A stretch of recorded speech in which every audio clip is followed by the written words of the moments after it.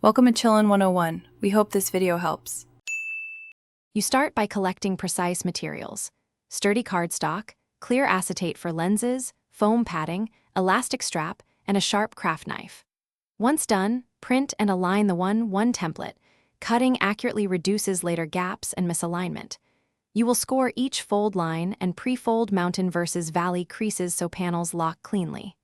This is important because the Vision Pro shape relies on tight seams for stability. Make sure to measure twice and cut once to maintain symmetry and correct lens spacing. Now you build the core body by gluing the inner frame to the outer shell. You want clean, even beads of glue so walls stay square. Once the frame is stable, install the acetate panes in the lens slots and press firmly. This simulates the visor and keeps optical spacing consistent. You add the foam gasket for comfort and double layer the nose bridge to prevent collapse under pressure. These steps matter because structural rigidity preserves the headset silhouette and makes the paper model wearable. Finish by attaching the elastic strap to reinforced tabs. You should test the fit and adjust tension so the paper headset sits securely without warping the frame.